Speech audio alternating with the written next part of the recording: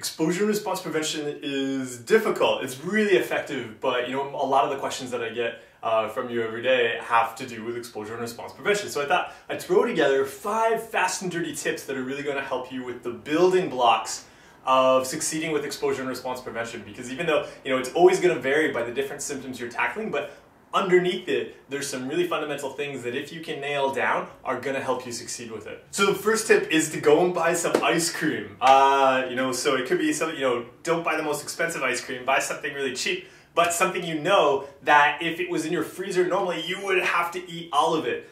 This actually technically isn't even ice cream. It's labeled as a frozen dessert. And it's a choking hazard. Don't choke in your ice cream.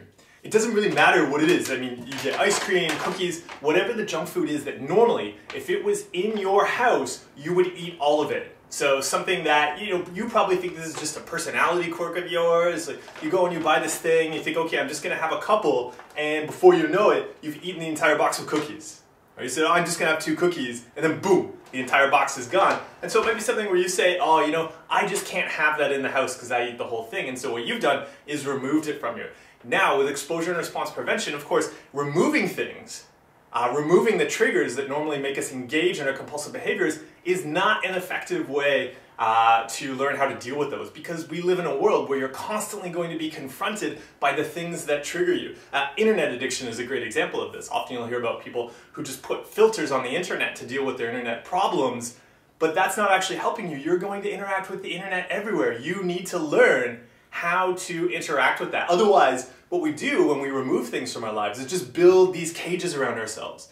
And so we say, I can't do that, and I can't do that, and I can't do that, and I can't be around that, and I can't handle that. And before you know it, you've created this little cage that you've built for yourself, and you're locked in. So this is a great way to learn how to experience an urge and then not react to it.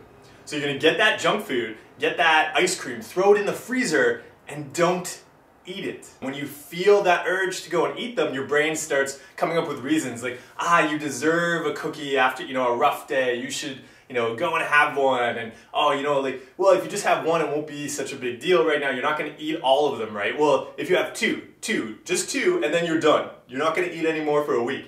And of course, you know what happens when you do that? You eat the entire box. So grab whatever food it is that you can't control yourself around, put it in your house, and don't eat it.